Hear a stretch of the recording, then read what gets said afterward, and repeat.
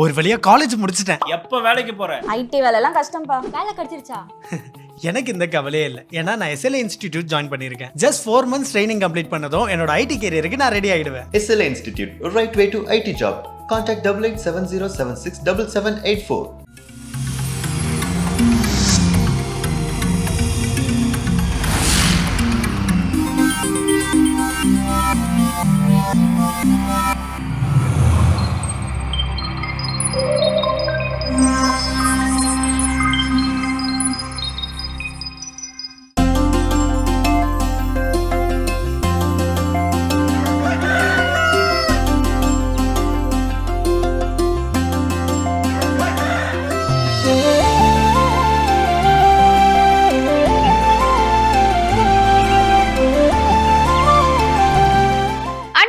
அனைவருக்கும் இனிய காலை வணக்கம். எங்களுடன் இந்த நீங்கள் பார்க்கவிருப்பது மாதா தொலைக்காட்சியின் கடவுள் வணக்கம்.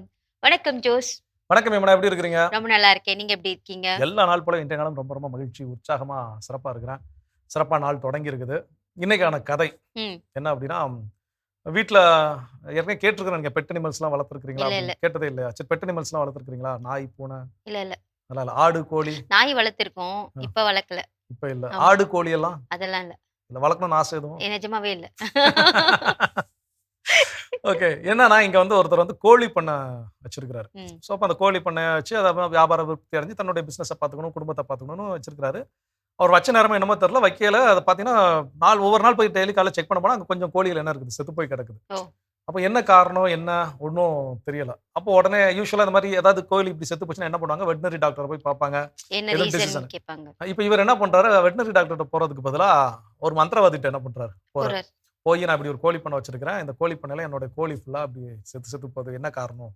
உடனே அவர் சொன்னா, உன் கோழி பண்ணைக்கு வாசல் எங்க இருக்கு, கிழக்காம இருக்குதா மேற்காம இருக்குதா? கிழக்காம இருக்குது. அதுதான் பிரச்சனை, வாசல் தூக்கி என்ன பண்ணு, மேற்காம போடு அப்படின்னாரு. சரின்னு சொல்லி என்ன பண்ற, அதை இடிச்சு கட்டி வாசல் தூக்கி மேற்காம போட்டு பார்த்தா திரும்பவும் கோழி என்ன இருக்கு, நிறைய செத்து போகுது. இவர் திரும்பவும் போறாரு மந்திரவாதிட்ட, நீங்க சொன்ன மாதிரி என்ன பண்ண, வாசலையும் மாத்தி போட்டேன், அது அப்படியே இருக்கு. ஓ, இது ஒரு காரணமா? சரி, நீ இந்த கூரை என்ன இதில் போட்டிருக்க, ஓலை வேஞ்சிருக்கிறியா இல்லை கூரை ஓடு போட்டிருக்கிறியா? ஓடு தான் போட்டிருக்கிறேன். அதான் காரணம், ஓடை மாத்திட்டு என்ன பண்ணிரு, நீ கூரையெல்லாம் என்ன பண்ணிரு, அந்த கூரைப்புள்ள வச்சு கூரை வைத்துரு அப்படின்னு. இவனும் சொல்லி அதெல்லாம் ஓடெல்லாம் கழட்டி போட்டுட்டு கூரைப்புள்ள வச்சு என்ன பண்ணியாச்சு, கூரையும் வேதாச்சு. அப்பவும் கோழி என்னாச்சு, நிறைய செத்து போச்சு. இவரும் திரும்ப மந்திரவாதிட்ட போற, மந்திரவாதி ஆலோசனை சொல்ல, திரும்பவும் வந்ததை செய்ய, திரும்பவும் கோழி செத்து போய் இதே மாதிரி ஒரு 5-6 தடவை இதாச்சு. கடைசி ஒரு கடை வெறுத்து போய் மந்திரவாதிட்ட, நீங்களும் எவ்வளோ ஆலோசனை சொல்லிட்டீங்க, நானும் அதெல்லாம் செஞ்சுட்டேன், பட் ஆனால் அந்த சாகிறது என்ன, கோழி சாகிறது என்ன நிறுத்தவே முடியல, என்ன பண்றது அப்படின்னு. உடனே மந்திரவாதி சொன்னாரா, இப்ப நீ நான் நிறைய ஆலோசனை சொன்னேன், இன்னும் என்கிட்ட சொல்றதுக்கு ஆலோசனை என்ன இருக்கு, நிறைய இருக்குது.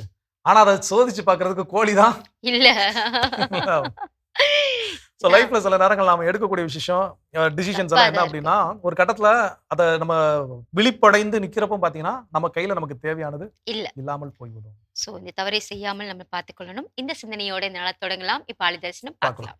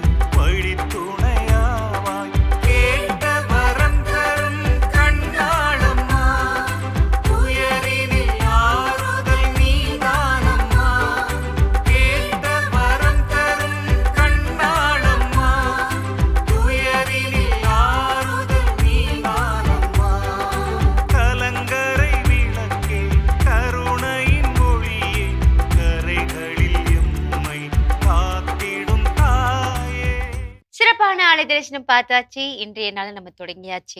எப்படி காலையில கதையில சொன்ன மாதிரி தான் இன்னைக்கு டாபிக்கா இல்ல எப்படி? ஸோ இன்னைக்கான சிந்தனை என்ன அப்படின்னா, மேபி அதோட கொஞ்சம் தொட்டும் தொடாமலும் இருக்கக்கூடிய விஷயம். ஏன்னா நம்ம பல விஷயங்கள் என்ன பண்றோம்னா, பரிசோதனை அப்படிங்கிற பேர்ல ட்ரை பண்றோம். பட் நம்ம கிட்ட இருக்க வேண்டிய தேவையான விஷயங்கள் நம்ம கிட்ட குறைஞ்சுகிட்டே போகுது அப்படின்னு தெரியாமலே நம்ம ட்ரை பண்ணிட்டு இருக்கோம். ஸோ எந்த ஒரு பழக்கமும் அதை வந்து திரும்ப திரும்ப திரும்ப திரும்ப செய்கின்ற பொழுது நல்ல பழக்கமா இருந்துச்சுன்னா நல்ல விளைவுகளை ஏற்படுத்தும், கெட்ட பழக்கமா இருந்துச்சுன்னா கெட்ட விளைவுகளை இது என்ன பண்ண ஏற்படுத்தும். அந்த மாதிரி நம்ம வந்து சாதாரணமா டெஸ்ட் பண்ணி பார்க்கலாமே அப்படின்னு தொடங்கின சில டிஜிட்டல் ஹேபிட்ஸ், ஓகே, அதை தான் நீங்க என்ன பண்ண போறோம் தெரிஞ்சுக்க போறோம். ஸோ டிஜிட்டல் பழக்க வழக்கங்கள் அப்படிங்கிறது அப்போ என்னன்னா செல்போன்ஸ், டிவி, இந்த மாதிரியான எலக்ட்ரானிக்ஸ் மீடியாஸ்னால நாம எந்த அளவுக்கு ஒரு பழக்க வழக்கத்தை உருவாக்கி அதனால் நமக்கு விளைவிக்கக்கூடிய தீமைகள் என்னென்ன அதை தான் தெரிஞ்சுக்குவோம். அப்போ டிஜிட்டல் ஹேபிட்ல முதல் ஹேபிட் என்ன சொல்றாங்கன்னா, இன்னைக்கு எல்லாருக்குமே என்னன்னா ஒரு விதமான மனநோய் இருக்குது. என்னன்னா நம்ம போன் ரிங் ஆகாமலே அடிக்கிற மாதிரி சத்தம் கேட்கும். ஒரு பிரம்ம, ஐயோ எங்கே அடிக்குதா குடுகுடுன்னு ஓடி வரும் இல்லையா, எடுத்து பார்க்க தோணும். அதாவது ஓகே, இன்னொரு என்ன அப்படின்னா மெசேஜ் டோன். ஆமா, எங்கேயோ அடிக்கும், ஆனா நம்ம போன்ல தான் வருதுன்னு சொல்லிட்டு எடுத்து பார்ப்போம். கண்டிப்பா. இன்னொன்னு என்னன்னா எல்லாருமே ஒரே மாதிரியான பிராண்டு, ஒரே மாதிரியான பிராண்டட் மொபைல்ஸ் வச்சிருந்தாங்க அப்படின்னா அதனுடைய அந்த மெசேஜ் டோன்ஸ் எல்லாம் ஒரே மாதிரி இருக்கும். பக்கத்துல மூணாவதா ஒரு ஆளுக்கு மெசேஜ் டோன் வரும். நம்ம போன் எடுத்து என்ன பண்ணணும், மெசேஜே வரல, சத்தம் மட்டும் கேக்குது. இது நாளடைவில் என்ன ஆகுது அப்படின்னா அந்த சத்தமே கேட்காமல் இருக்கும் போதும் கூட நமக்கு ஏதோ ஒரு உணர்வு அடிக்கடி கான்ஸ்டன்டா எடுத்து எடுத்து எடுத்து எடுத்து நமக்கு பிராக்டிஸ் ஆகுறதுனால நமக்கு மன ரீதியா ஒரு அழுத்தம், மன அழுத்தத்துக்குள்ள ஆளாயிரும். ஒரு சும்மா ஒரு வாக்கு படிக்கட்டு ஏறிட்டு இருப்போம், கையும் காலும் சும்மா நம்ம கால் ஏறிட்டு இருப்போம், நோண்டிட்டே ஏறி கண்டிப்பா அந்த போன் எடுத்து பார்த்துக்கிட்டே முன்னாடி எதுக்காப்புல யார் வரல அதெல்லாம் நம்ம கண்டுக்கவே மாட்டோம். ஸோ அப்போ அந்த கான்ஸ்டன்டா மொபைல் செக் பண்ணக்கூடிய டிஜிட்டல் ஹேபிட் என்கிட்ட இருக்குன்னா எனக்குள்ள ஒரு மன அழுத்தம் இருந்து கொண்டே இருக்கிறது. அதை நான் திருத்திக் கொள்வது ரொம்ப ரொம்ப முக்கியம். சூப்பர். கற்றுக்கொள்வோம், தொடர்ந்து பேசுவோம். இப்ப அடுத்த பகுதி பார்க்கலாம்.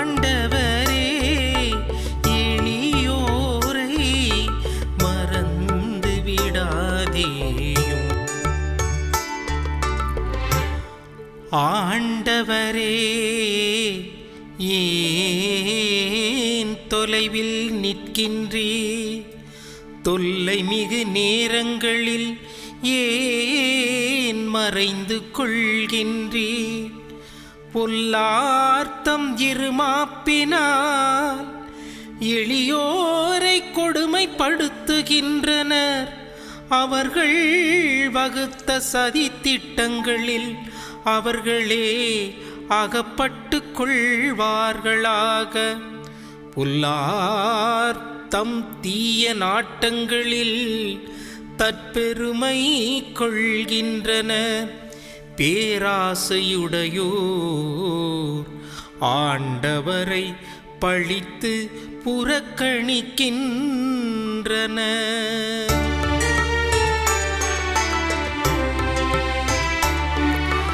ஆண்டவரே, எளியோரை மறந்து விடாதேயும். ஆண்டவரே, எளியோரை மறந்து விடாதேயும். இயேசுவில் அன்புக்குரிய சகோதர சகோதரிகளை, ஆண்டவர் இயேசு கிறிஸ்துவின் பெயராலே வாழ்த்தையும் வணக்கத்தையும் தெரிவித்துக் கொள்கிறேன். இன்றைய நாளில் திருப்பாடல் 10 நமக்கு பதிலுரை பாடலாக கொடுக்கப்பட்டிருக்கிறது. திருப்பாடல் 10 1 to 8 முடிய வசனங்களும் பிறகு 14ஆம் வசனமும் நமக்கு இன்றைய பதிலுரை பாடலாக கொடுக்கப்பட்டிருக்கிறது. இந்த திருப்பாடலில் அதனுடைய அந்த பல்லவியாக ஆண்டவரே எளியோரை மறந்து விடாதேயும் என்று இந்த பல்லவி கொடுக்கப்பட்டிருக்கிறது. அதாவது ஒரு எளிய மனிதர், ஆண்டவர் மீது நம்பிக்கை கொண்ட ஒரு மனிதர் தனக்கு எதிராக வருகின்ற தீமைகளுக்கு மத்தியில் ஆண்டவரே என்னை நினைவு கூர்ந்து என்னை காத்தருளும் என்று சொல்லி கடவுளை நோக்கி நம்பிக்கையோடு தன்னுடைய மன்றாட்டை ஒப்புக் கொடுக்கின்ற அற்புதமான ஒரு பாடலாக இன்றைய பதிலுரை பாடல் அமைந்திருக்கின்றது. ஒரு அருமையான ஒரு ஜெபம் இது. கடவுள் மீது நம்பிக்கை கொண்ட மனிதர் எப்படி வாழ்கிறார், அவருக்கு எதிராக சதித்திட்டம் தீட்டுகின்ற தீயவர்களுடைய வாழ்க்கை நிலை எப்படி இருக்கிறது, இந்த சூழ்நிலைகளுக்கு மத்தியில் கடவுள் மீது நம்பிக்கை கொண்ட ஒரு மனிதரை ஆண்டவர் மறந்து விடாமல் நினைவு கூர்ந்து அவரை காத்தருள்வார் என்கின்ற ஒரு நம்பிக்கையை நமக்கு கொடுப்பதாக இருக்கின்றது. அன்புக்குரியவர்களே, இங்கு எளியவர்கள் யார்? கடவுள் மீது நம்பிக்கை உள்ளவரே எளியவர். எந்த மனிதர் எளிய உள்ளத்தோடு ஆண்டவரே எனக்கு எல்லாம் என்று சொல்லி நம்புகின்றாரோ அவரே எளிய மனிதர். அதனால்தான் ஆண்டவர் அற்புதமாக சொல்கின்றார் நற்செய்தியில, மத்தேயு நற்செய்தியில் 5ஆம் அதிகாரத்தில் நாம் வாசிக்கின்றோம், எளிய உள்ளத்தோர் பேறு பெற்றோர் என்று சொல்ல. ஏன் பேறு பெற்றவர்கள்? ஏனென்றால் அவர்கள் கடவுள் மீது நம்பிக்கை கொண்டார்கள். ஆகவே எளிய உள்ளம் கொண்ட மனிதரை ஆண்டவர் எப்பொழுதும் நினைவு கூர்ந்தார். அதற்கு எதிராக யார் இருக்கின்றவர்கள்? செருக்குற்ற மனிதர்கள், அதாவது கடவுள் நம்பிக்கை இல்லாதவர்கள், தங்களால் மட்டும் எல்லாம் முடியும், என்னுடைய வாழ்க்கை என்னுடைய கைகளில் உள்ளது, எனக்கு எல்லாம் தெரியும் என்ற ஒரு மமதையான உள்ளம், தற்பெருமையான உள்ளம், கடவுளை நம்பாத உள்ளம் கொண்டவர்களே எளிய உள்ளத்தினருக்கு எதிராக உள்ளவர். அப்போ இந்த எளிய உள்ளத்தினர் இந்த செருக்குற்ற மனிதர்களிடமிருந்து தீமையை சந்திக்கின்றார்கள், துயரத்தை அனுபவிக்கின்றார்கள். கடவுள் நம்பிக்கை இல்லாத மனிதர்களினாலே, பாவங்கள் செய்கிற மனிதர்களினாலே, தீய எண்ணங்கள் கொண்ட மனிதர்களாலே எளிய மனிதர்கள் பல நேரங்களில் துன்புறுத்தப்படுகிற பொழுது இந்த எளிய மனிதரை யார் பாதுகாப்பார்? இந்த எளிய உள்ளத்தவரை யார் காப்பாற்றுவார்? ஆண்டவரே அதை செய்வார். ஆகவே இந்த ஒரு அருமையான உண்மையை, வாழ்க்கை உண்மையை அற்புதமாக வெளிப்படுத்துகின்ற திருப்பாடலை இன்று நாம் பெற்றிருக்கிறோம். அப்போ நம்முடைய வாழ்க்கையிலும் பார்க்கிற பொழுது நாம் ஆண்டவருக்கு ஏற்ற மக்களாக நல்லது செய்து வாழ்கிற பொழுது, நல்ல உள்ளத்தோடு வாழ்கிற பொழுது, எளிய உள்ளத்தோடு கடவுளை நம்பி வாழ்கிற பொழுது நமக்கும் பல சோதனைகள், துன்பங்கள், போராட்டங்கள் வரலாம். சில நேரத்தில் மற்ற மனிதர்கள் கூட நமக்கு எதிராக திட்டங்கள் தீட்டலாம். அந்த சூழ்நிலையிலலாம் நம்ம எப்படி தொடர்ந்து ஆண்டவரோடு இணைந்து போராடுகிறோம் என்பதற்கு இந்த திருப்பாடல் ஒரு ஆதாரமாக இருக்கின்றது. இரண்டாவது நாம் பார்க்கின்ற பொழுது இந்த செருக்குற்ற மனிதர்கள் ஆண்டவர் மீது நம்பிக்கை வைப்பதில்லை. அவருடைய உள்ளமெல்லாம் தீமை நிறைந்திருக்கிறது. அதனால அவர்கள் கடவுளை நோக்கி பார்ப்பதும் கிடையாது, கடவுள் மீது நம்பிக்கை கொள்வதும் கிடையாது. தங்கள் மீது நம்பிக்கை கொண்டு செருக்குற்ற உள்ளத்தோடு பாவம் செய்கின்ற மனநிலையோடு இந்த மனிதர்கள் வாழ்கிறார். எனவே இவரிடமிருந்து நல்ல உள்ளம் படைத்தவர்கள், எளிய உள்ளம் படைத்தவர்கள் விலகி வாழ வேண்டும். ஆண்டவர் மீது தொடர்ந்து நம்பிக்கை கொள்ளும். இந்த மனிதர்களை பார்த்து இவர்கள் எளிய உள்ளத்தினர் எப்பொழுதுமே தங்களுடைய வாழ்க்கையை மாற்றிக்கொள்ளக்கூடாது. அவங்க நல்லா இருக்கிறாங்களே, தப்பு செய்கிறவங்களாம் நல்லா இருக்கிறாங்க, தீமை செய்கிறவங்களாம் இந்த வாழ்க்கையில் ஆசீர்வதிக்கப்பட்டவங்களா இருக்காங்க, ஆனால் நல்லவனாக எளிய உள்ளத்தோனாக இருக்கிற நான் தான் கஷ்டப்படுகிறேன் என்று சொல்லி அவர்களை பார்த்து இவர்கள் மாறிவிடக்கூடாது. மாறாக உண்மை ஒன்றே, ஆண்டவரே உண்மை, அந்த ஆண்டவர் மீது நம்பிக்கை கொண்டவர் எப்பொழுதுமே கைவிடப்பட மாட்டார் என்கின்ற நம்பிக்கையில் எளிய உள்ளத்தினர் பொறுமையோடு காத்திருக்கு. அந்த பொறுமை மிக அவசியம். துன்பங்களுக்கு மத்தியிலும் போராட்டங்களுக்கு மத்தியிலும் பொறுமை மிக அவசியம். அப்பொழுது நம்முடைய பொறுமையை பார்க்கின்ற ஆண்டவர் தூரத்தில் இருக்கிற போல தோன்றினாலும் நமக்கு அருகிலேயே இருக்கிறார். ஆண்டவரே என்னை விட்டு ஏன் தொலையில் நிற்கின்றேன் என்று இன்றைய முதல் தொடக்க வரி கேட்கிறது. அதுபோல நம்ம துன்பங்களுக்கு மத்தியில் கடவுள் தூரத்தில் இருக்கிற மாதிரி தெரியலாம், ஆனால் கடவுள் நம்மோடு தான் இருக்கிறார். போராட்டங்களுக்கு மத்தியில் கடவுள் தொலையில் நிற்பதை போல தெரியலாம், ஆனால் ஆண்டவர் நம்மை பார்த்து கொண்டுதான். ஆகார் தொடக்க நூலில் பார்க்கிறோம், என்னை கண்ட ஆண்டவரை நானும் கண்டேன் என்று சொல்ல. தன்னுடைய துன்பத்துக்கு மத்தியில் ஆண்டவர் தன்னை பார்த்தார் என்பதை அந்த நிகழ்வு வெளிப்படுத்தும். இஸ்ராயல் மக்கள் துன்பத்துக்கு மத்தியில் ஆண்டவர் அவர்களை பார்த்து சொன்ன வார்த்தை, என் மக்கள் படும் துன்பத்தை என் கண்களால் கண்டேன் என்று சொல். அப்போ ஆண்டவர் நம்மை பார்க்கிறார், ஆண்டவர் நம்மை காண்கிறார். எனவே பொறுமையான உள்ளத்தோடு ஆண்டவரை நம்பிக்கை வைக்கிற பொழுது நமக்கு உரிய நேரத்தில் ஆண்டவர் நம்மை உயர்த்துவார், நம்மை பாதுகாப்பார். அந்த நம்பிக்கையில் தொடர்ந்து ஆண்டவர் மீது நம்பிக்கை கொண்ட மக்களாக வாழ்வோம். ஆண்டவருடைய அருள் பிரசன்னம் நம்மை வழி நடத்தும். ஜெபிப்போமா. அன்பான தந்தை இறைவா, இந்த நாளில் உம்மை போற்றி போல் நன்றி செலுத்துகிறோம். உங்களுடைய திருமகன் இயேசு கிறிஸ்து வழியாக எங்களை மீட்டதற்காக நன்றி சொல்கிறோம்.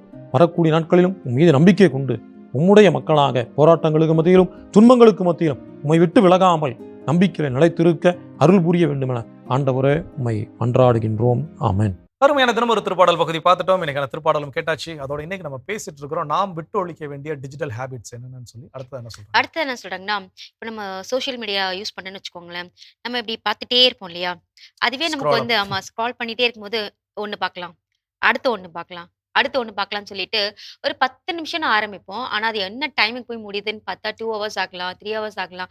நேரம் போகிறதே தெரியாம நம்ம பாட்டுக்கு யூஸ் பண்ணிட்டே இருப்போம் பார்த்தீங்களா? அது நமக்கு ஒரு மன அழுத்தத்தையும் கொடுக்கும்.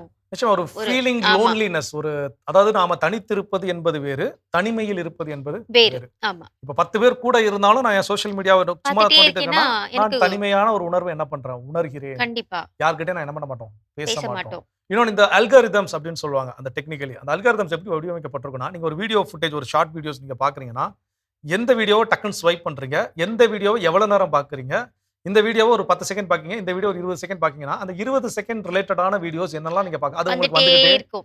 அப்ப எவ்வளவு டைம் நமக்கு போகுது இல்லையா? ஏன் அப்படின்னா அப்ப அந்த அல்காரிதம்ஸ் எப்படி வடிவமைக்கப்பட்டிருக்குன்னா அவங்க எதை அதிகப்படியாக பார்க்கிறார்களோ அதனோடு ஒத்திருக்கக்கூடிய மத்த வீடியோஸ் நமக்கு என்ன பண்ணும் வரும். அப்போ நம்மளால அதை ஸ்க்ரால் அப்ப ஸ்டாப் பண்ணவே முடியவே முடியாது. அப்போ இது ஒரு நிலையான ஒரு தனிமையை நமக்கு என்ன பண்ணிடும் உருவாக்கி கொடுத்து தரும். விடுவோம்.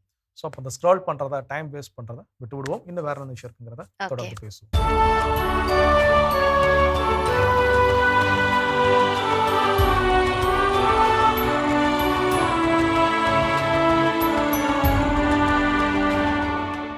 ஜூலை 18 புனித புரூனோ. இத்தாலி நாட்டில் உள்ள சொலேரோ பகுதியில் வாழ்ந்த இறைபக்தி நிறைந்த குடும்பத்தில் கிபி 1049 பிறந்தார் புரூனோ. சிறுவயது முதல் இறைபக்தியில் சிறந்து விளங்கிய இவர் பெனடிக்டன் துறவற சபையினில் சேர்ந்து கிபி 1079 அருட்குருவானார். இத்தாலியின் சியன்னா பகுதியில் பங்கு தந்தையாக நியமனம் செய்யப்பட்ட புரூனோ அப்பங்கு மக்களின் விசுவாசத்தினை உறுதிப்படுத்தி மறைப்பணிகளை செய்தார். நற்கருணை ஆண்டவரின் பக்தியில் சிறந்து விளங்கிய அருட்தந்தை புரூனோ 4 திருத்தந்தையர்களுக்கு ஆலோசகராக பணியாற்றினார். கிபி 1080 இத்தாலியின் செய்னி மறைமாவட்ட ஆயராக உயர்த்தப்பட்ட புரூனோ கிபி 1086 கர்தினாளாக உயர்த்தப்பட்டு ஆண்டவரின் பணிகளை அர்ப்பணிப்போடு செய்தார். கிபி 1099 தன்னை ஆயர் பணியிலிருந்து விடுவித்துக் கொண்ட இவர் திருத்தந்தையின் வேண்டுகோளின்படி மீண்டும் ஆயர் பணியினை ஏற்று ஆண்டவரின் பணிகளை செம்மையோடு செய்தார். எழுதுவதிலும் மறையுரையாற்றுவதிலும் ஆர்வம் கொண்ட ஆயர் புரூனோ கிபி 1123 ஜூலை 18 விண்ணக பிறப்படைந்தார். தன் வாழ்நாளில் திருத்தந்தையர்களோடு நல் உறவாடி திருச்சபையின் வளர்ச்சிக்காக பாடுபட்ட ஆயர் புரூனோவை திருத்தந்தை 3 லூசியஸ் கிபி 1183 செப்டம்பர் 5 புனிதராக உயர்த்தினார். புனித புரூனோவின் திருவிழாவினை கொண்டாடுகின்ற நாம் நமது மறை மாவட்டத்தில் தேவ அழைத்தல் பெருக வேண்டுமென்று ஜெபிப்போம். சிறப்பான இன்றைய புனிதர் பகுதி நம்ம பார்த்தாச்சு. நாம இன்னைக்கு பேசிட்டு இருக்கோம். இந்த நம்ம விட்டுவிட வேண்டியது டிஜிட்டல் ஹேபிட்ஸ் இருக்கு இல்லையா? அதுல அடுத்ததா நம்ம என்ன விடணும்? ஸோ அடுத்ததா என்ன அப்படின்னு பார்த்தீங்கன்னா தூங்க செல்வதற்கு அந்த படுக்கைக்கு போய் படுக்கிற வரைக்கும் என்னன்னா மொபைல் ஃபோனை பார்த்துக்கிட்டே இருக்கிறது.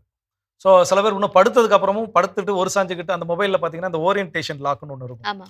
அதாவது என்ன லேண்ட்ஸ்கேப்பில் வச்சா லேண்ட்ஸ்கேப்புக்கு மாறிக்கிடும், நேராக வச்சா நேராக இருக்கும். அப்போ அந்த படுக்கிறப்ப இப்படி மாற்றி வச்சோன்னா நேரம் அது லேண்ட்ஸ்கேப் மாதிரி டிஸ்டர்பன்ஸாக இருக்கும்னு சில பேர் அதை லாக் பண்ணி வச்சுருவாங்க.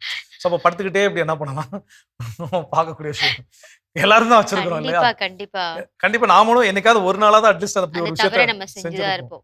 ஸோ இப்போ என்னன்னா இந்த உறங்குவதற்கு நம்ம கடவுள் வணக்கத்துல ஒரு நிகழ்ச்சி நம்ம பண்ணியிருக்கிறோம், நல்லா ஞாபகம் இருக்குது. உறக்கத்திற்கு நாம் செய்ய வேண்டிய செயல்கள் என்னென்ன அப்படின்னு சொல்லி பேசும்போது அந்த போனை வந்து யூஸ் பண்றதை நம்ம ஒரு 1/2 hour ஆவது வச்சுட்டு போயிடணும், முன்னாடியே நிறுத்திடணும், அதை நம்ம பேசியிருக்கிறோம். அதோட மட்டும் இல்லாமல் அந்த அறையினுடைய வெளிச்சம் ஒரு மங்கலான வெளிச்சம், தூங்குவதற்கு ஏற்ற ஒரு சூழல் என்ன பண்ணணும் கொடுக்கணும். ஆனா நம்ம இருட்டுல என்ன பண்றோம், உட்காந்து பிரைட்டான ஸ்கிரீனை, அப்ப அது நம்ம கண்ணுக்கு எவ்வளவு தீமையை கொடுக்குது. இதுல நாம சொல்லக்கூடிய இன்னொரு பாக்கெட்ல வைக்கக்கூடிய ஒரு ஆன்சர் என்னன்னு பாத்தீங்கன்னா, நான் வந்து பவர் அந்த பிரைட்னஸ் எல்லாம் குறைச்சி வச்சுட்டு தானே என்ன பண்றேன் பாக்குறேன். அந்த உறக்கத்திற்கு தேவையான அந்த நீங்க எவ்வளோ லீஸ்டான பிரைட்னஸ் அதை எவ்வளோ குறைச்சி வச்சாலும் உறக்கத்துக்கு தேவையானதை டிஸ்டர்ப் பண்ணக்கூடிய வெளிச்சம் தான் அது என்ன பண்ணுது நமக்கு கொடுக்குது. ஸோ அப்போ அதை நாம் புரிந்து கொள்ள வேண்டும். அதையும் விட்டு விடுதல் ரொம்ப ரொம்ப முக்கியம். சூப்பர். கற்றுக்கொள்வோம், புரிந்து கொள்வோம். தொடர்ந்து பேசலாம். இப்ப அடுத்த பகுதியை பார்க்கலாம்.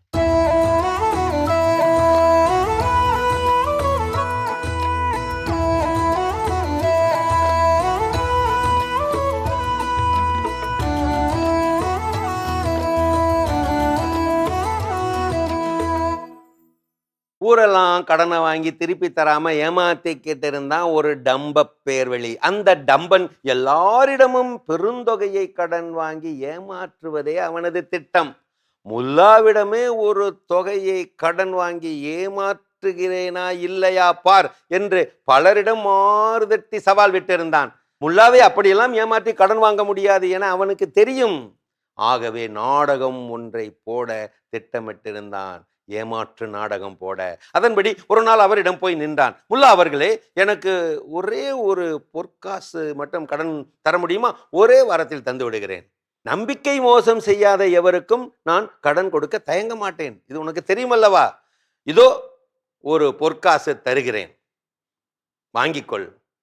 நம்பிக்கை மோசம் செய்து விடாதே, அது எனக்கு ஆகவே ஆகாது. இப்படி எச்சரிக்கை செய்துவிட்டு ஒரு பொற்காசு கொடுத்தார். டம்பனும் அதை வாங்கி கொண்டு சொன்ன ஒரே வாரத்தில் அப்படியே போய் நின்றான். வாங்கி அந்த ஒரு தங்க காசை திருப்பி தர. நான் எவ்வளவு நம்பிக்கை நாணயமானவன் பார்த்தீர்களா முல்லா அவர்களே? ஒரு காசு ஒரு அற்பம்தான். இதோ பொறுப்புடன் வந்திருக்கிறேன் என்பதை நீங்கள் புரிந்து கொள்ள வேண்டும். திருப்பி தருகின்றேன். வாங்கி கொண்டார் முல்லா. ஆனால் அந்த டம்பன் அங்கேயே நின்றான். தலையை சொரிந்தபடியே விண்ணப்பித்தான் தீட்டியிருந்த திட்டத்தின்படி. முல்லா, எனக்கு 1000 பொற்காசுகள் கடனாக தர வேண்டும், கொஞ்சம் அவசரம். இந்த ஒரு காசு போல் ஒரே வாரத்தில் நான் திருப்பி தந்து விடுகிறேன். உடனே சொல்லிவிட்டார் முல்லா, நீ ஒரு நம்பிக்கை நாணய துரோகி, உனக்கு இனி ஒரு பைசா கூட கிடையாது, போ. முல்லா, நான் ஒரு நம்பிக்கை நாணய துரோகியா? அதுதான் உங்களுக்கு அந்த ஒரு பொற்காசை கொடுத்து விட்டேனே, திருப்பி தந்து விட்டேனே, நானா நம்பிக்கை நாணய துரோகி? இப்படி தயங்கி நிற்க, இல்லை இல்லை இல்லை, நீ வாங்கிய ஒரு பைசாவை நிச்சயம் திருப்பி தரமாட்டாய் என நான் மலையாய் நம்பியிருந்தேன். ஆனால் அதை சொன்ன நேரத்தில் நீ திருப்பி தந்து விட்டாய். என் நம்பிக்கை நாணயத்தை மோசடி செய்து விட்டாய். இனி உன்னை நான் நம்ப தயாராகவில்லை. நம்பிக்கை துரோகியே, போய் இங்கிருந்து. விரட்டி விட்டார் முல்லா. எப்படி நம்ம முல்லாவோட ட்ரிக்கு? ஒரு அறிவாளியிடம் ஒரு நடிப்புக்காரன் அபத்தமாக அடிபடுவான். நடிக்க தெரிந்தவனுக்கு உலகம் ஓர் அழகான நாடக மேடை, மாட்டிக்கொண்டவனுக்கோ அது ஓர் அபத்தமான அமங்கல மேடை. மறவாதீர். படிப்பு கற்று தருவதை விட நடிப்பு சிறப்பாகவே கற்று தந்து விடுகிறது வாழ்க்கையை. ஏமாறுவதாய் நினைத்து கொண்டு இருப்பவர் முன் ஏமாறுவதாய் நடித்து கொண்டே இரு. அதுவே அவனுக்கு நீ தரும் தரமான தண்டனை. நடிப்பு என்ற குணம் இருக்கும் வரை நல்லொழுக்க நாடகங்கள் அரங்கேறத்தான் செய்யும். தேடி போகாதே, அலட்சியப்படுத்தப்படுவாய். எதிர்பார்க்காதே, ஏமாற்றப்படுவாய். நயமாய் உன்னை மட்டுமே நம்பு. நடிப்பு நிறை உலகம் இது, ஜாக்கிரதை. சமயத்துக்கு ஒரு பேச்சு, சந்தர்ப்பத்துக்கு ஒரு நடிப்பு, அவர்களோடு சவகாசம், இதெல்லாம் சங்கடத்தில் தான் போய் முடியும். பிரமாதமான நடிப்பு நேரம் வரும்போது இன்னொரு பிரமாதமான நடிப்பை சந்தி சிரிக்காமல் விடாது. எச்சரிக்கை நண்பா, கொஞ்சம் கூட கோபமே படாமல் சிரித்து மட்டுமே உன்னோடு பழகுகிறார் ஒருவர் என்றார். அவர் அன்பில் சிறந்தவர் என்று சொல்லுவதை விட நடிப்பில் சிறந்தவர் என்பதே உண்மை. சொல்லணும் போல தோணுச்சு, அதான் சொல்லி வச்சேன்.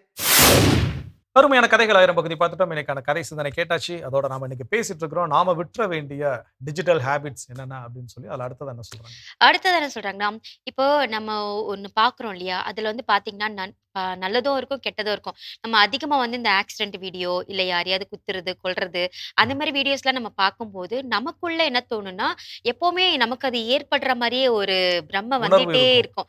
ஐயோடி நம்ம போம்போது டக்குனு விழுந்துட்டோம்னா என்ன ஆகுறது? நம்ம இப்படி இருந்து மேல இருந்து குதிச்சுட்டா என்ன ஆகுறது? அப்படின்ற ஒரு பதட்டமான சூழல் நமக்கு எப்பவுமே இருக்கும், அந்த மாரி வீடியோஸ்லாம் பார்க்கறதுனால. கண்டிப்பா. இத ஒரு முறை வந்து ஒரு விவாதத்துல பேசும்போது, இந்த மாதிரி நெகட்டிவ் வீடியோஸ் இன்டேக் பண்றது நமக்குள்ள நெகட்டிவ் எனர்ஜியை கொடுக்கும் அப்படின்னு சொல்லும்போது, கூட இருந்த ஒரு மாணவர், ஒரு நண்பர் ஒருத்தர் என்ன சொன்னார் அப்படின்னா, இப்ப நான் உப்புமா சாப்பிடுறேன். அந்த உப்புமா சாப்பிடுறப்ப எனக்கு கருவேப்பிலைலாம் என்ன பண்ணாது? பிடிக்காது. ஆ, ஆனா அதுக்காக உப்புமா சாப்பிடாம இருக்க மாட்டேன். உப்புமா சாப்பிட்டு இந்த கருவேப்பிலைலாம் என்ன ஓரமா பண்ணிடுவேன்? ஓரமா வச்சிருவேன். தள்ளி வச்சிருவேன். அதே மாதிரி தான் நான் எல்லாத்தையும் இன்டேக் பண்றேன். நெகட்டிவ் வீடியோஸும் பார்க்குறேன். இது எனக்கு பிடிக்கலங்கிறப்ப நான் தள்ளி வச்சிருந்தேன் அப்படின்னு அவர் சொன்னார். ஆனா அது முடியாதுல்ல. கேட்கறதுக்கு ஆமா. நல்லா இருந்துச்சு. நல்லா இருக்கிற மாரி. அப்ப அந்த செமினார் குடுத்த அந்த நபர், அந்த கெஸ்ட் பர்சன் என்ன சொன்னார் அப்படின்னு பார்த்தீங்கன்னா, தம்பி அந்த உப்புமா கிண்டும் போதே அந்த கருவேப்பிலை கருவேப்பிலுடைய போடாம வித்துக்கள் எல்லாமே என்ன ஆயிடுச்சுன்னா இதோட என்ன ஆயிடுச்சு மிக்ஸ் ஆயிருச்சு. ஆயிடுச்சு. அதனுடைய அந்த தன்மை, அதனுடைய சுவை, அது தர வேண்டிய ஊட்டச்சத்து எல்லாமே உப்புமாவோட என்ன ஆயிடுச்சு மிக்ஸ் நீ ஆயிடுச்சு. எடுத்து போறது வெறும் குப்பை மட்டும் உப்பு தான். மட்டும் அதை நீ எடுத்து போட்டாலும் ஒண்ணுதான், போடலனாலும் ஒண்ணுதான். ஏன்னா அது இன்டேக் பண்றது. ஸோ அது போல தான் இந்த நெகட்டிவ் கண்டென்ட் உள்ள நம்ம தள்ள நம்ம லைஃபை பாசிட்டிவா பார்க்கக்கூடிய விஷயமே என்ன ஆயிரும் போயிடும். மறந்துரும். ஸோ அந்த நெகட்டிவ் திங்கிங்கை விட்டுருங்கன்னு சொல்றோம் இல்லையா? அப்போ அதை விடுறதுக்கு இதுவும் ஒரு முக்கியமான ஒரு வழி. நாம் நெகட்டிவான வீடியோஸ், ஆக்சிடென்ட் வீடியோவா இருக்கலாம், கொலையா இருக்கலாம், கொள்ளையா இருக்கலாம், இல்ல சில வீடியோஸ் எனக்கு வந்து நெகட்டிவான எனர்ஜி எதெல்லாம் தூண்டுகிறதோ அதை நான் விட்டு ஒழிப்பது ரொம்ப ரொம்ப முக்கியம். முக்கியம். கண்டிப்பா தொடர்ந்து பேசலாம். அதுக்கு முன்னாடி ஒரு பிரேக் போயிட்டு வரலாம்.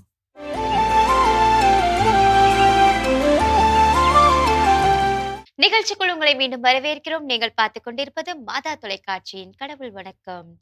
ஜோஸ், நம்ம இன்னைக்கு பேசிட்டு இருக்கோம் இந்த டிஜிட்டல் ஹேபிட்ஸ்ல இருக்கக்கூடிய தீய பழக்கங்கள் என்னன்ட்டு. அடுத்ததா நம்ம விட்டுவிட வேண்டிய தீய பழக்கம் என்ன?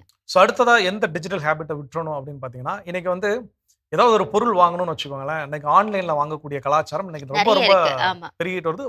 ஆண்டுதோறும் அது கோடிக்கணக்கில் அதனுடைய அந்த பண பரிவர்த்தனை அப்படிங்கிறது வந்து நிறைய போயிட்டு தான் நிறைய இருக்கு. போய்கிட்டே இருக்குது. நாமளே நிறைய பொருட்கள் என்ன பண்றோம் ஆன்லைன்ல வாங்குறோம். இந்த Dress வாங்கும்போது சில நேரங்கள் சில மீம்ஸ் போட்டிருப்பாங்க. ம்.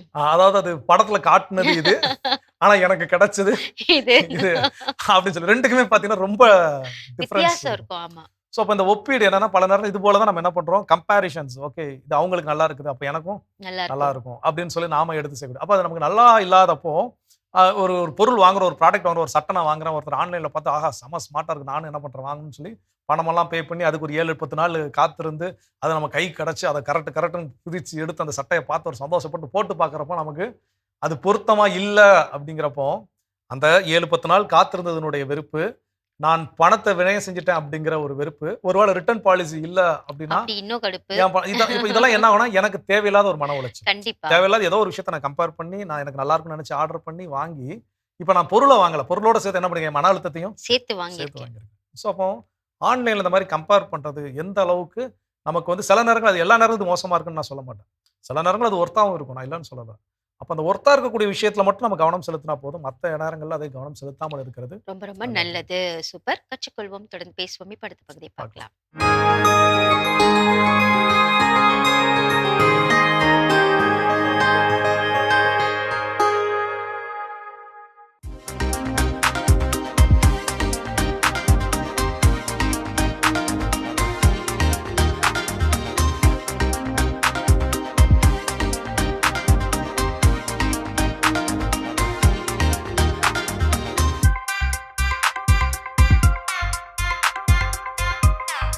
வணக்கம், நான் டாக்டர் ஆர் கார்த்திகேயன், புற்றுநோய் அறுவை சிகிச்சை நிபுணர், மெரிடியன் ஹாஸ்பிட்டல்லேருந்து பேசுகிறேன்.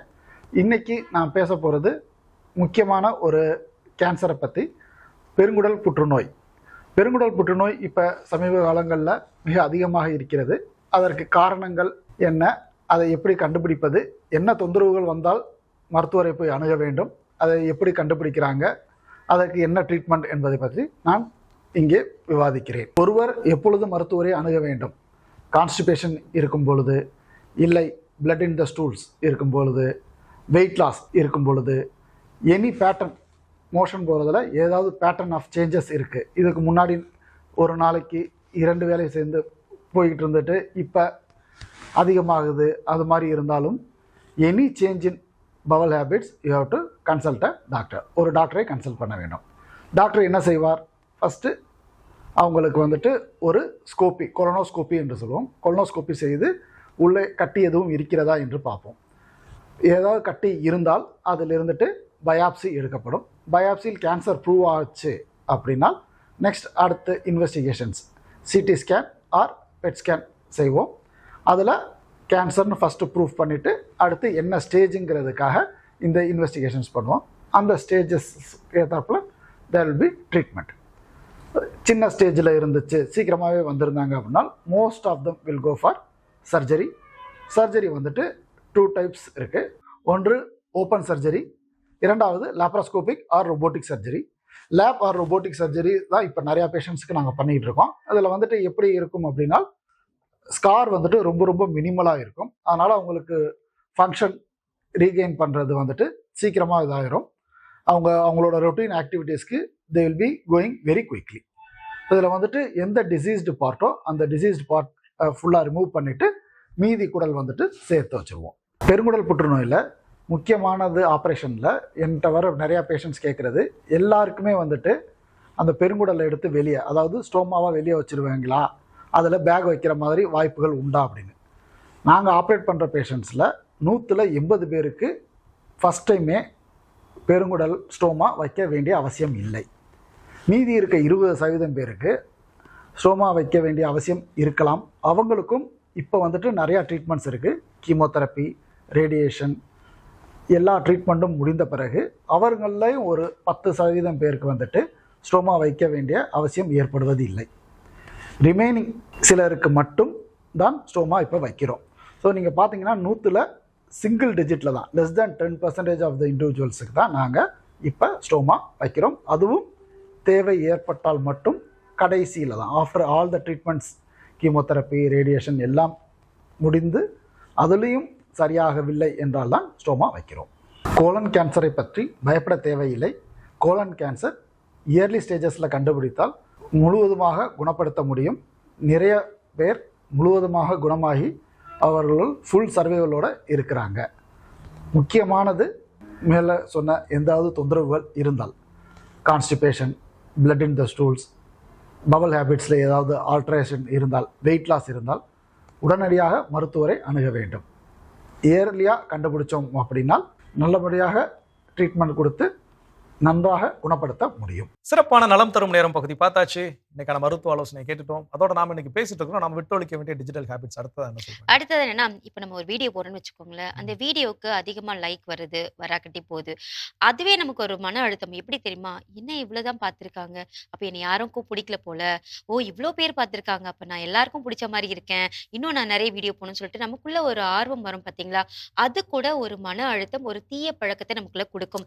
ஏன்னா அந்த லைக்ஸை வச்சுதான் என்ன எல்லாருக்கும் எவ்வளவு பிடிக்குது, அப்படின்னு நம்ம பிடிக்கல நினைச்சுக்கிறோம். நாமளே நினைச்சுக்கிறோம். சோ அது தவறான ஒரு பழக்கம். கண்டிப்பா சில நேரம் ஏதோ அழகா ஒரு ட்ரெஸ் பண்ணி போட்டோ ஆமா. எடுத்து போட்டிருப்போம். ஒருவேளை நம்ம போட்டோ கமெண்ட் பண்ணலையே, ஒருவேளை நமக்கு லைக் பண்ணலையே அப்படின்னு இருக்கும். இது நகைச்சுவை ஒரு விஷயம் சொல்லலாம். ஒரு ஃப்ரெண்டுக்கு மெசேஜ் போட்டானா, மச்சான் நான் வந்து சூசைட் பண்ணிக்க போறேன், எனக்கு வாழவே பிடிக்கலன்னு. உடனே அந்த ஃப்ரெண்டு உடனே அவனுக்கு ரிட்டர்ன் மெசேஜ் பண்ணானா, வெரி நைஸ் மச்சான், டூவபிள், பட் நீ சாகறதுக்கு முன்னாடி எனக்கு அனுப்பின மெசேஜ் என்ன பண்ணிரு, டெலிட் பண்ணிட்டு செத்து போ.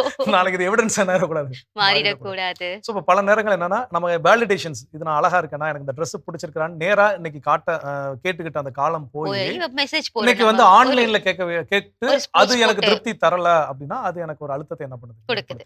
ஸோ அப்போ அது தேவையில்லாத ஒன்று, அதை விட்டு விடுதல் நல்லது. வேண்டும். சூப்பர். தொடர்ந்து பேசலாம். இப்ப அடுத்த பகுதியை பார்க்கலாம்.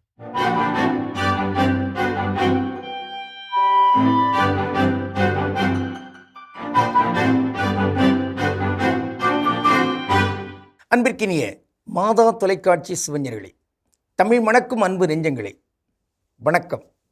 திரிகடுகத்தில் இணைந்திருக்கும் உங்கள் ஒவ்வொருவருக்கும் நன்றியின் வாழ்த்துகள். இன்று மீண்டும் திரிகடுகம் எண் 52 நாம் இருக்கின்றோம். 3ஆம் கருத்தினை இன்று பார்க்கின்றோம். கண்ணோட்டம், நாணம், கல்வி என்று பார்க்கப்படவிருக்கின்ற கருத்து கல்வி. அணிகலன்கள். கண்ணுக்கு அணிகலம் கண்ணோட்டம், காமுற்ற பெண்ணுக்கு அணிகலம் நாணுடைமை, நண்ணும் மறுமைக்கு அணிகலம் கல்வி, இம்மூன்றும் குறியுடையோர் கண்ணே யுள.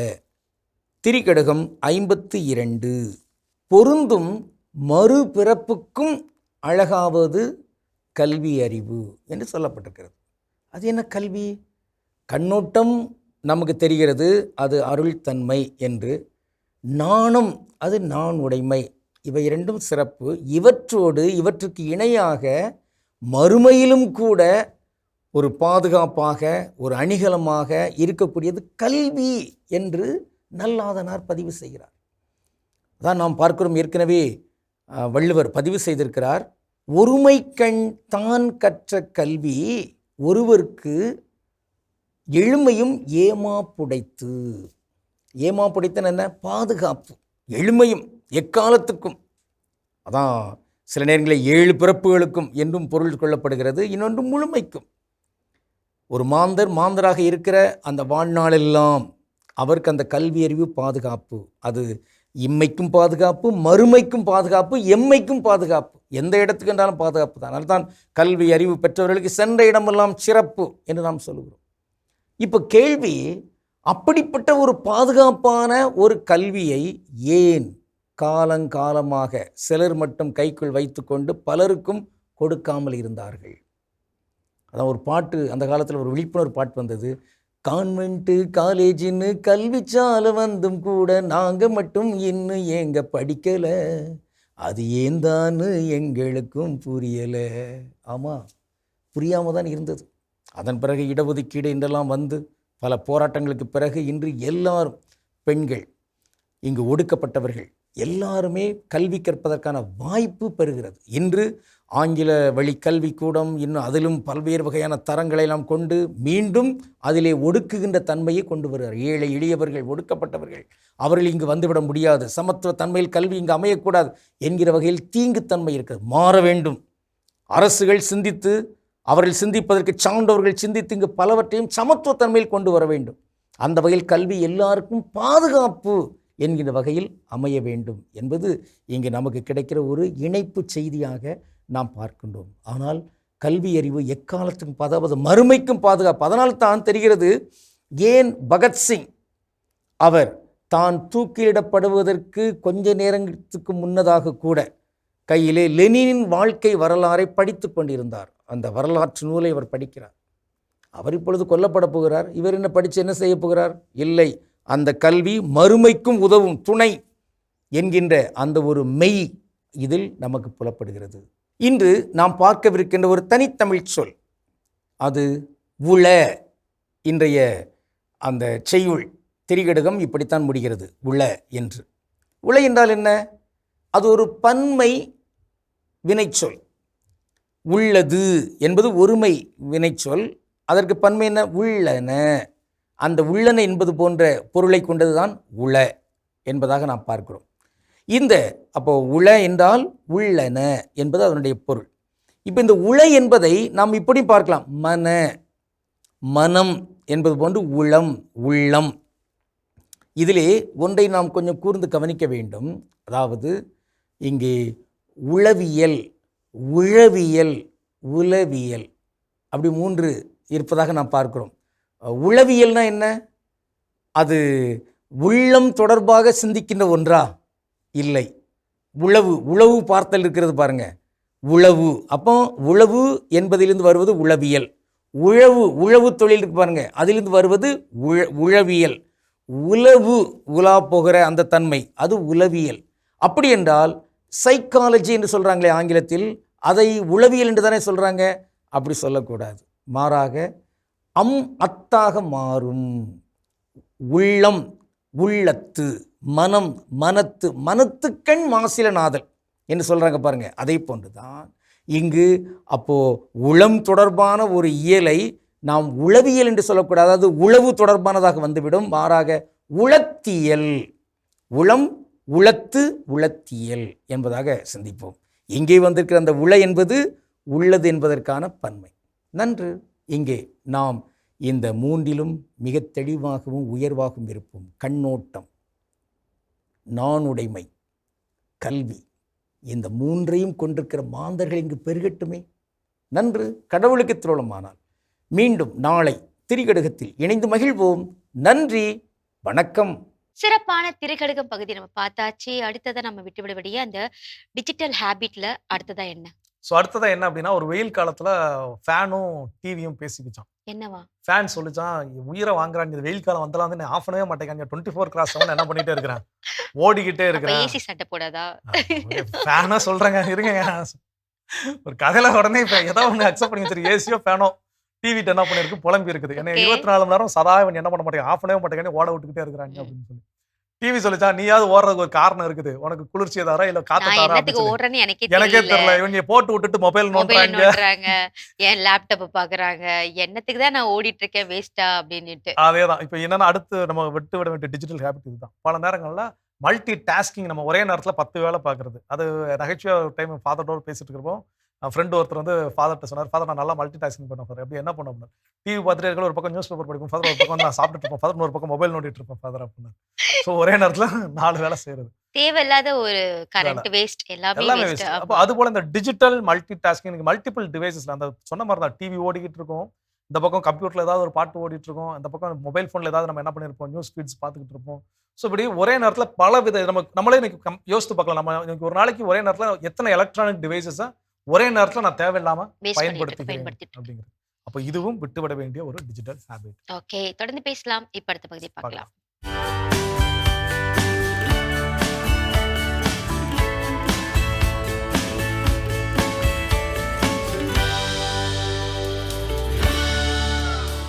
இணைய போதை. இன்றைய உலகில் விசிறி சத்தம் கூட வைரலாகலாம். அந்த ரகசியம் என்ன? மனம் அழுத்தம் அதிகமாக இருக்கிறதா? ஒரு மென்மையான சப்தம் உங்கள் மூளைகளை அமைதிப்படுத்தி விடக்கூடும். சமூக ஊடகங்களை பார்க்க தொடங்கினால் அதில் வரும் காட்சி பதிவுகளை பார்க்காமல் இருக்க முடியவில்லையே. ஏன் தெரியுமா?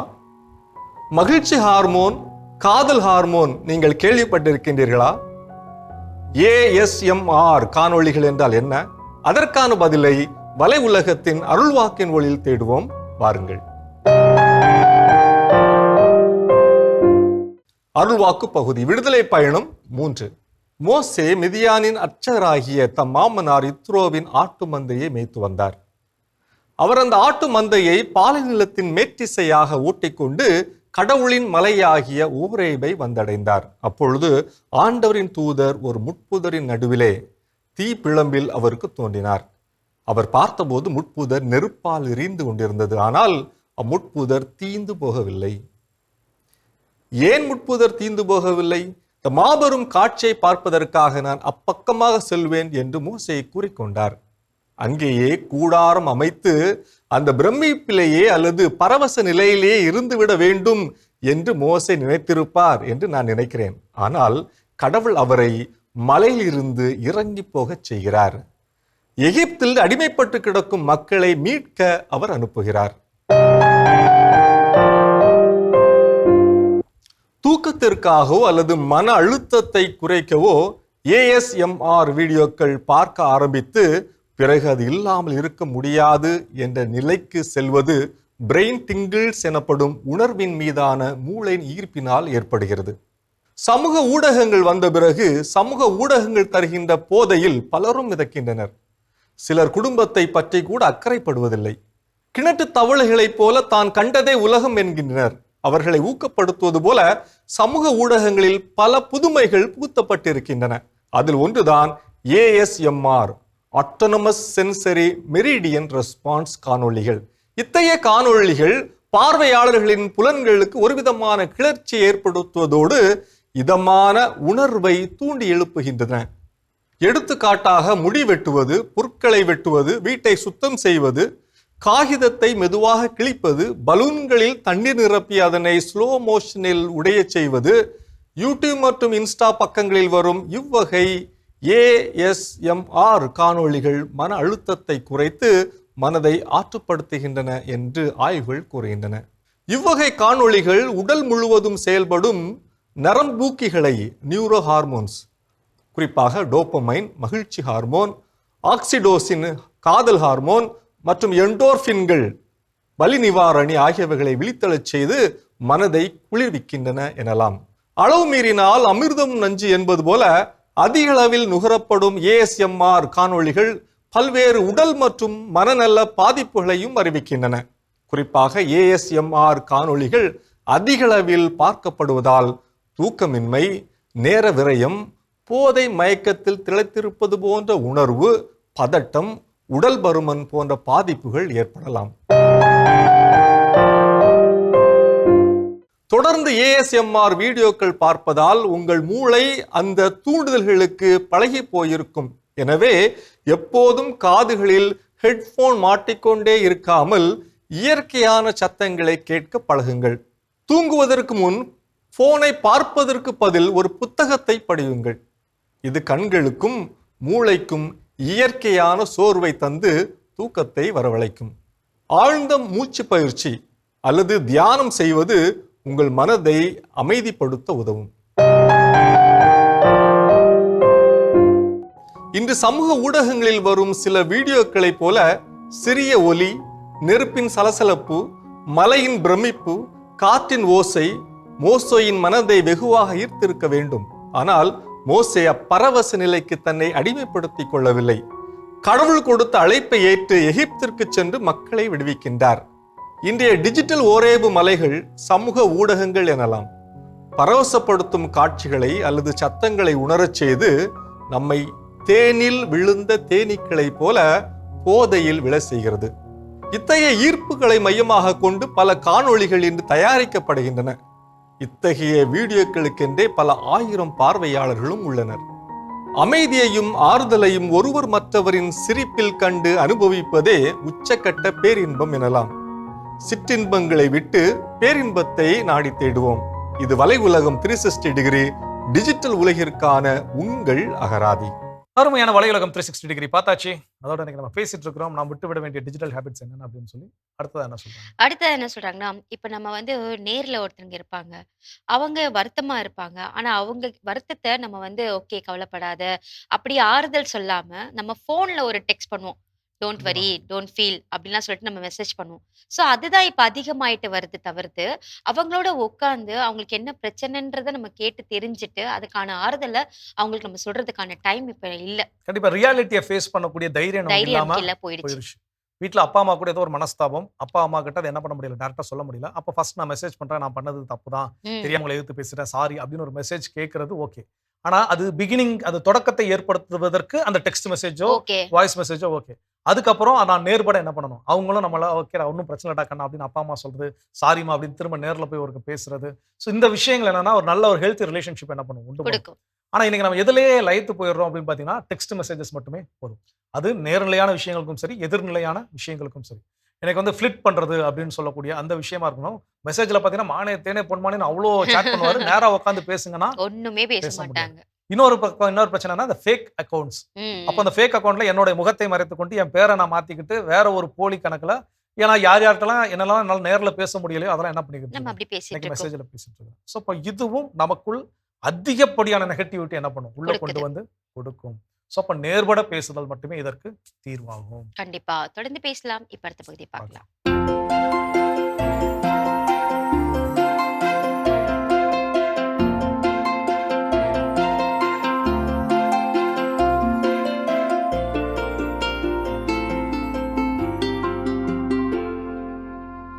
அனைவருக்கும் வணக்கம். நேற்றைய பதிவில் நம்ம மாம்பழத்தில் இருக்கக்கூடிய அழுகலுக்கான விபரத்தை பார்த்தோம். இன்றைக்கி அதே மாம்பழத்தில் இருக்கக்கூடிய பூச்சி தாக்கம், அதை பற்றி பார்க்கலாம். இந்த பூச்சி தாக்கம் அப்படிங்கிறது வந்து நீங்கள் மாம்பழத்தை வெட்டும்போது உள்ளே இருக்க கொட்டையிலேருந்து ஒரு வண்டு வருது அப்படின்னு சொன்னால், இந்த வண்டு உள்ளே போயிருக்க வேண்டிய நேரம் வந்து என்னென்னா பூவிலேருந்து காயாக மாறும்போது அந்த டைமில், அதுக்கப்புறம் போகாது, அந்த டைமில் போகும். ஒன்று அப்படியே அதுக்கு அடுத்த லெவலில் போயிருந்தால் அது எப்போ போகும்னா, ஒரு சின்ன காயாக இந்த சைஸில் சின்ன காயாக இருக்கும்போது அப்போ ஓட்டை போட்டு உள்ளே போயிடும். ரெண்டு விதமான தாக்கம், ஒன்று பூவிலேருந்து வர்றது அல்லது ஓட்டை போட்டு உள்ளே போகிறது. திருப்பியும் சொல்கிறேன், மாம்பழத்தில் நம்ம எந்த பூச்சி தாக்கம் நோய் தாக்கம் இல்லாமல் பண்ணணும்னா இதை செய்ய வேண்டிய நேரம் பூ எடுக்கிற நேரம். அந்த பூ எடுக்கிற நேரத்தில் நம்ம இந்த வண்டுகளுக்கோ நோய்களுக்கோ எதிரான ஒரு செயல்பாடை செய்யணும். முதல் காரியம். ரெண்டாவது காரியம், மரத்தோட 4 திசையிலையும் கிழக்கு மேற்கு வடக்கு தெற்கு அல்லது சந்தில் வச்சுருக்கோம் அப்படின்னா 2 திசையில் மரத்துலேருந்து 6 அடி 7 அடி தள்ளி ஒரு மண்ணை 2 அடி அகலம் 1/2 அடி ஆழம் இருக்கிற மாதிரி ஒரு கிளறி விட்டு அதில் முதல் தண்ணி ஊற்றிக்கணும். 20 லிட்டர் தண்ணி ஊற்றுறோம். தண்ணி ஊற்றி அந்த இடத்த ஃபுல்லாக ஈரப்படுத்திட்டு 1 கிலோ சாம்பல் அதில் உள்ளே போடணும். 1 கிலோ சாம்பல். சாம்பல்னால் விறகு எரித்த சாம்பல், உங்கள் வீட்டிலே இருக்கக்கூடிய காய்ந்த இலைகளை எரித்த சாம்பல், எவ்வளோ கிடைக்குதோ அதுக்குள்ளே போட்டுக்கிட்டே வரணுங்க. போட்டு அதில் தண்ணி ஊற்றணும். பொதுவாக மரங்களில் நோய் தாக்கம் வர்றதும் பூச்சி தாக்கம் வர்றதும் ஒன்றே ஒன்று நல்லா தெரிஞ்சுக்கங்க, சாம்பல் சத்து குறைபாடு.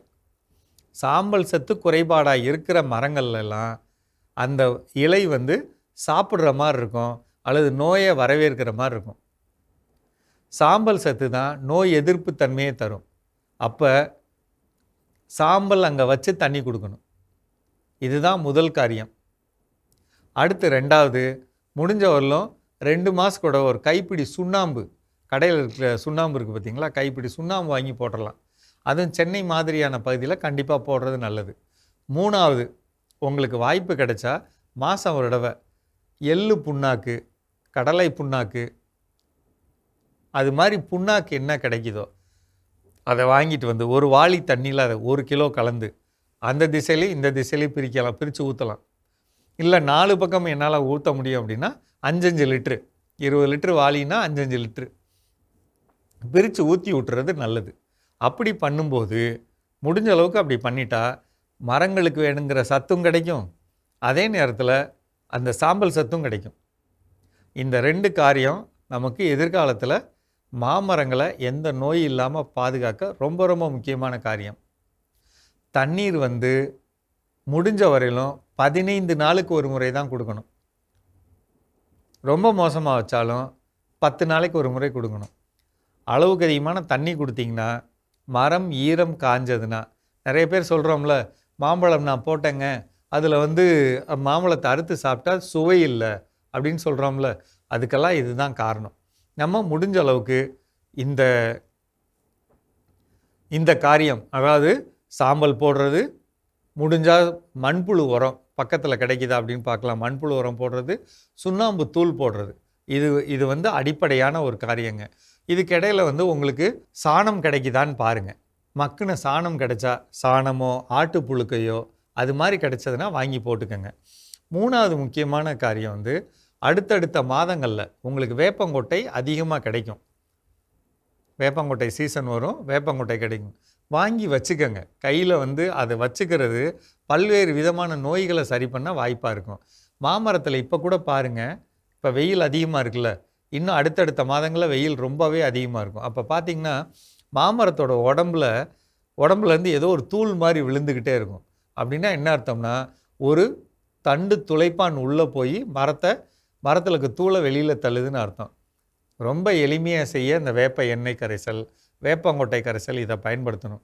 ரொம்ப அதிகமான பாதிப்பு இருக்கா, பக்கத்தில் இருக்க கடைகளில் மெட்டாரைசியம் அப்படின்னு ஒரு பவுடர் இருக்கும், 100 ரூபாங்க அந்த பவுடர், மெட்டாரைசியம். அதை வாங்கிட்டு வந்து தண்ணியில் கரைச்சி உடம்புல ஊற்றணுங்க. உடம்புல ஊற்றுறப்ப அந்த ஓட்டைக்குள்ளே இருக்கக்கூடிய அது பரவி போய் உள்ளே இருக்கக்கூடிய அந்த புழுவை கொல்லும். அப்படி கொன்னா தான் மரம் தப்பிக்கும். இல்லைன்னா நிறைய நேரத்தில் மரம் இறந்து போக வாய்ப்பு இருக்குது. கவனமாக செய்யுங்க, பார்த்துக்கங்க. மீண்டும் சந்திப்போம். சிறப்பான உழவும் உயரும் பகுதி நம்ம பார்த்தாச்சு. நாம் இன்னைக்கு பேசிட்டு இருக்கோம். அடுத்ததாக நம்ம விட்டுவிட வேண்டிய டிஜிட்டல் ஹேபிட் என்ன? ஸோ அடுத்ததாக என்ன அப்படின்னா, எனக்கு விவிலியத்தில் ரொம்ப பிடிச்ச ஒரு பகுதி என்ன அப்படின்னா, இயேசு கிறிஸ்து சாட்டை எடுத்து கோயிலில் வந்து அடிப்பார், அடி பொளந்து கட்டுவார். தந்தை நிலத்தை நீங்கள் வியாபார சந்தை, இறைவேண்டலின் வீடு, அதை போய் நீ என்ன பண்ண வியாபார சந்தைங்க. அதே மாதிரி அதுக்கு அடுத்ததாக ரொம்ப ஒரு பிடிச்ச பகுதி என்ன அப்படின்னு பார்த்தீங்கன்னா, அவரை மாட்ட வைக்கணும்னு ட்ரை பண்ணி இவங்க கொஸ்டின்ஸ் ரொம்ப பிரில்லியண்டா கேட்கற மாதிரி இவங்களே என்ன பண்ணிக்குவாங்க, மாட்டிக்குவாங்க. வரிசையர்கள் சதுசேயர்கள் என்னன்னா, ஒரு காயினை காட்டி நாங்க வந்து சீசருக்கு வரி செலுத்துவது முறையா இல்லையா, செலுத்துன்னு சொல்லிட்டாங்கன்னா, அடப்பாங்களா மனிதாபிமானமே இல்லாம பேசுறாரு, கஷ்டப்படக்கூடிய மக்கள் எல்லாம் எப்படி கட்டுவாங்க, அந்த மக்கள் பக்கம் பேசலன்னு என்ன பண்ணலாம், ஒரு கார்னர் பண்ணலாம். இல்ல செலுத்தக்கூடாது அப்படின்னு சொல்லிட்டாருன்னா அரசுக்கு எதிராக பேசுறாருன்னு என்ன பண்ணிடலாம், மாட்டி விட்டுறலாம் அப்படின்னு சொல்லி ரொம்ப கிளவரா ஒரு கொஸ்டின் கேட்டு காத்துட்டு இருக்கிற அவரோட ஆன்சர் வெரி சிம்பிள். சீசருக்குரிய சீசரு, கடவுளுக்குரிய கடவுளுக்கு, அவ்வளவுதான். இப்போ இங்கேயும் அதே மாதிரி தான். நாம் நம்முடைய எங்க எதை எப்போ பயன்படுத்தணும்னு நமக்கு பல நேரங்கள்ல தெரியாம போயிடுச்சு. வீடுகளில் உட்காந்துட்டு ஆஃபீஸ் ஒர்க்கை பார்க்கறதும், ஆஃபீஸில் உட்காந்துக்கிட்டு வீட்டில் இருக்கக்கூடிய ஒர்க்கை பார்க்கறதும். ஸோ இப்போ ரெண்டுமே முரண்பட்டு நிற்கின்ற பொழுது எனக்கு டிஜிட்டல் உலகில் ஒர்க் ஃப்ரம் ஹோம் அப்படிங்கிற கல்ச்சர் வந்த பிறகு நிறைய நேரங்களில் ஒரு நகைச்சுவைக்காக நிறைய ரீல்ஸ் வீடியோஸ் எல்லாம் பார்க்குற மாதிரி இருக்கும். வீட்டில் உட்காந்து ஒரு கணவர் ஒர்க் ஃப்ரம் ஹோம் பண்ணிட்டு இருப்பாங்க. பாத்தீங்களா நீங்க? குடும்பம் ஏதோ கொடுக்குறாருன்னு பார்த்தா உட்காந்து பூண்டு உரிச்சு தந்து, நான் கூட அந்த மனுஷன் சாப்பிட்றதுக்கு அந்த அம்மா பிளேட்ல கொண்டு வந்து ஏதோ கொடுக்குதுன்னு பார்த்தா உட்காந்து பூண்டை உரிச்சு கூடிய இருந்தாலும் இங்கே வீடியோ கால் பேசிக்கிட்டே கீழே இந்த பக்கம் பூண்டை உரிச்சுக்கிட்டு இருப்பாரு. ஸோ இப்போ இந்த நகைச்சுவையாக இருந்தாலும் இது ஒரு லெவலில் தாண்டி போகிறப்போ நம்ம வீட்டில் உட்காந்துக்கிட்டு ஆஃபீஸில் இருக்கக்கூடிய ஒரு ஒர்க் மெசேஜ், ஐயோ இந்த ஒர்க் இன்னும் முடியலையா அப்படின்னு உடனே 10 பேருக்கு ஃபோன் பண்ணி அந்த வேலை அங்கே பாரு, இந்த வேலை எங்கே பாரு, அதாவது அப்போ வீட்டில் குடும்பத்தினரோடு நேரத்தை செலவிடணும் அப்படின்னு சொல்லி நம்ம என்ன பண்ணியிருக்கோம், ஒரு ஓய்வு நேரத்தில் உட்காந்துருக்கோம். அந்த நேரத்தில் அலுவலக வேலையை நான் தூக்கி கொண்டு உட்காந்துருந்தா அலுவலகத்தில் இருக்கிறவனையும் டென்ஷன் ஆக்கி நானும் டென்ஷன் ஆகி வீட்டில் இருக்கிறவன் இதுக்கு எதுக்குடா நீ வீட்டில் இருக்கணும், பேசாம ஆஃபீஸ்க்கே போக வேண்டியதானே அப்படின்னு சொல்ற அளவுக்கு அவங்களையும் டென்ஷன் ஆக்கி இது தேவையில்லாத ஒரு டென்ஷனான சூழல் என்ன பண்ணும் ஏற்படுத்தும். ஸோ இயேசு கிறிஸ்து சொன்ன மாதிரி தான், சீசருக்குரிய சீசருக்கும் கடவுளுக்கும் கொடுக்குற மாதிரி ஆஃபீஸ்க்குரிய நேரத்தை ஆஃபீஸ்க்கு, வீட்டுக்குரிய நேரத்தை வீட்டுக்கு, வீட்டுக்கு டிஜிட்டல் டிவைஸுக்கு கொடுக்க வேண்டிய நேரத்தை டிஜிட்டல் அதுக்கு டிவைசஸ்க்கு கொடுத்தா கொடுக்கணும். போதுமானது. சூப்பர். கற்றுக்கொள்வோம், தொடர்ந்து பேசுவோம். இப்ப அடுத்த பகுதியை பார்க்கலாம். பார்க்கலாம்.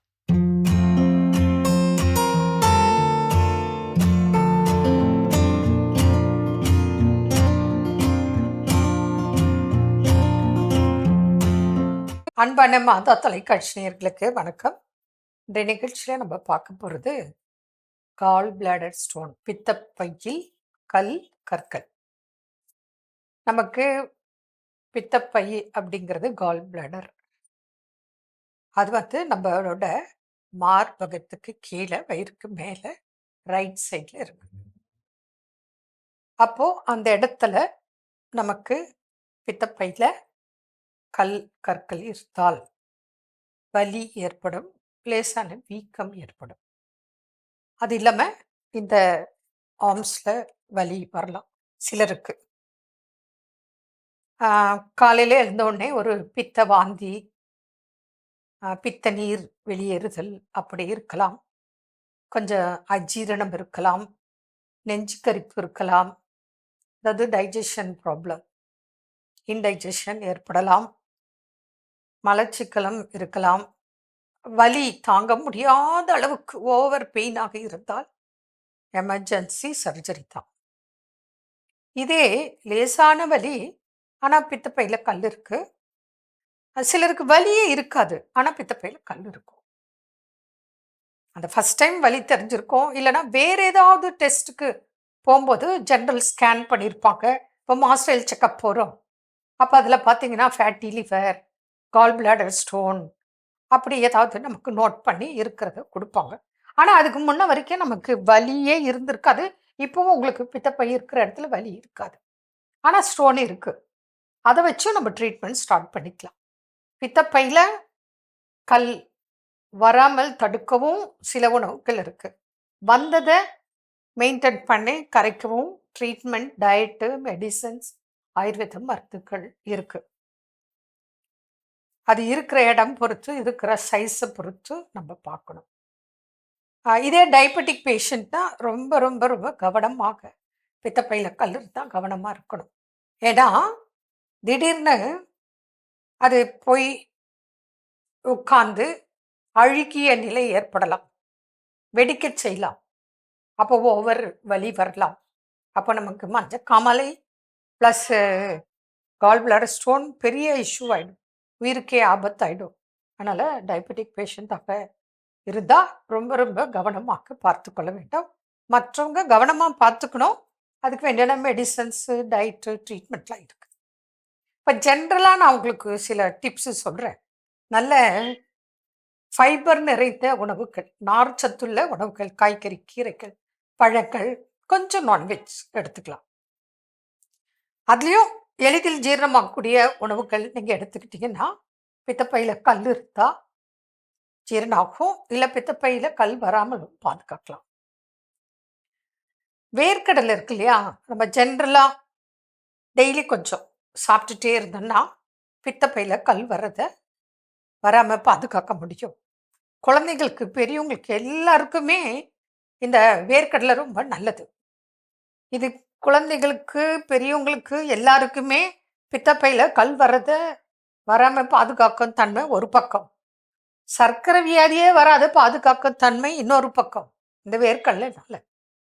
அடுத்தது மலச்சிக்கல் எல்லாமே பார்த்துக்கொள்ளும்.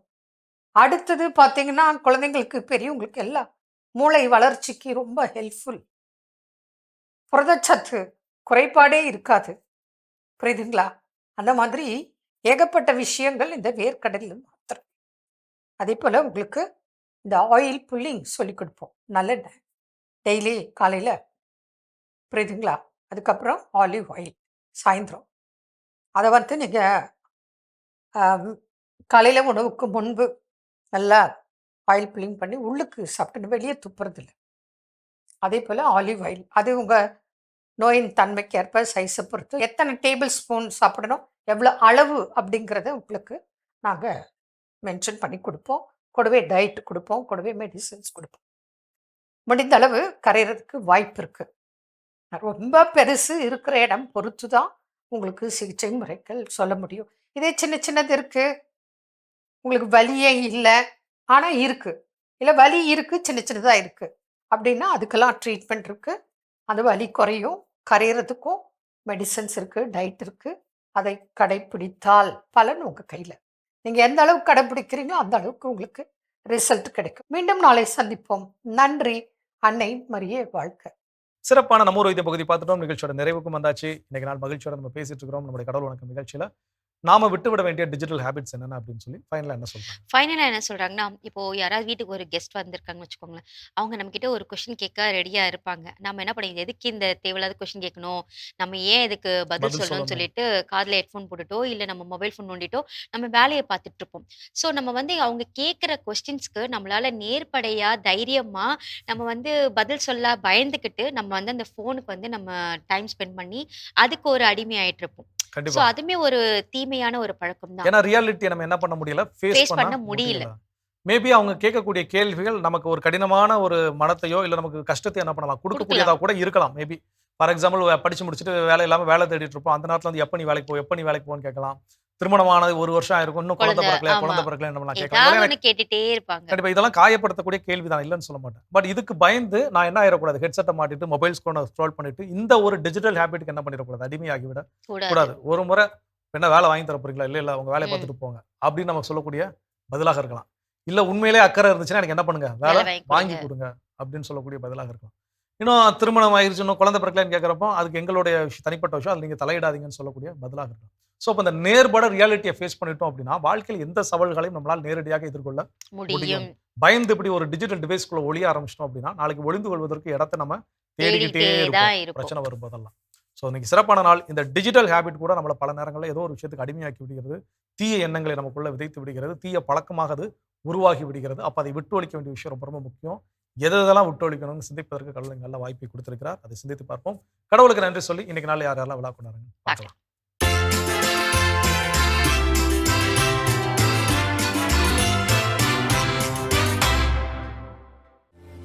அருள் ஜோவான் இன்று தனது 1ஆம் ஆண்டு பிறந்த நாளினை கொண்டாடுகிறார்.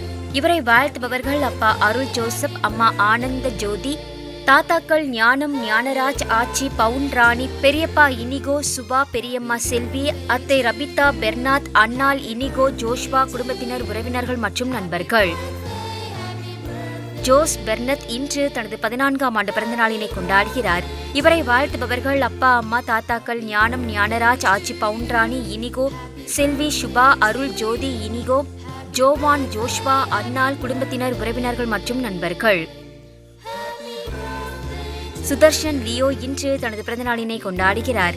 இவரை வாழ்த்துபவர்கள் அப்பா அம்மா தாத்தாக்கள் பாட்டிகள், குடும்பத்தினர், உறவினர்கள் மற்றும் நண்பர்கள்.